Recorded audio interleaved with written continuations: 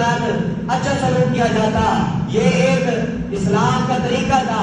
لیکن انہوں نے حضرت حارثہ رضی اللہ تعالیٰ عنہ کو شہید کیا تو صحابہ کے دل میں غصہ اور ان کے دل میں دیدہ ہوئے. تو حضور علیہ السلام نے جنگ موتہ کو حکم دیا اور صحابہ اکٹھے ہونے لگے.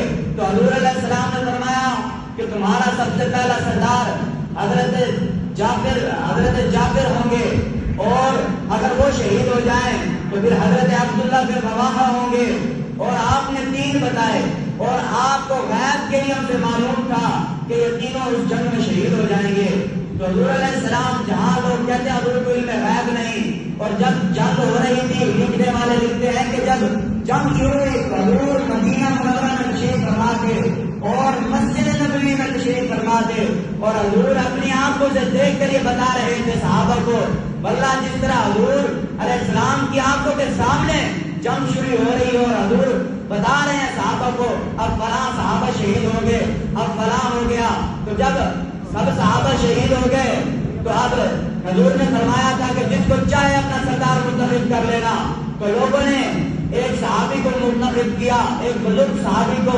تو انہوں نے کہا میں اس کے قابل نہیں، آپ حضرت خالد بن ولید کو اپنا سردار بنائے. تو جب حضرت خالد بن ولید ان کے سردار بنے تو پھر جنگ کا تختہ الٹ کر رکھ دیا.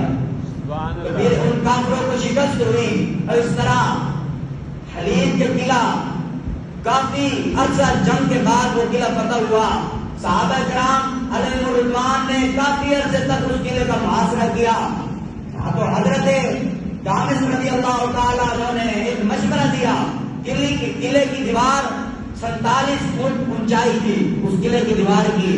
تو میں کہنا چاہتا ہوں، کہتے ہیں آج ہمارے پاس وسائل نہیں ہے، اگرچہ ہے یہ ان کے منہ سے سنتے ہیں، یہ کہتے ہیں ہمارے پاس جنگ کرنے کے وسائل نہیں ہے. تو میں پوچھنا چاہتا ہوں صحابہ کی عظمت پر قربان نہ ہو جائے جنہوں نے 47 فٹ کی دیوار پر یوں ایک دوسرے کے اوپر کھڑے ہو کر دیوار پر چڑھ گئے. سب سے پہلے ایک صحابی اوپر گئے، انہوں نے پھر دونوں کا ہاتھ پکڑ کر دوسرے کو کھینچا. 7 صفیں بنائی، پہلی صف میں 7، پھر 6، پھر 5، پھر 4، 3، پھر آخر میں 7ویں صف میں 1. تو ایک صحابی اوپر چڑھ گئے تو انہوں نے دونوں کا ہاتھ پکڑ کر ان کو بھی اوپر لے لیا. اس طرح تمام صحابی چھت پر پہنچ گئے. تو وہ ہرقل بادشاہ وہاں پر دیکھنے کے لیے آیا، اپنے قلعے کے رومیوں اور سپاہیوں کو ترتیب دینے لگا.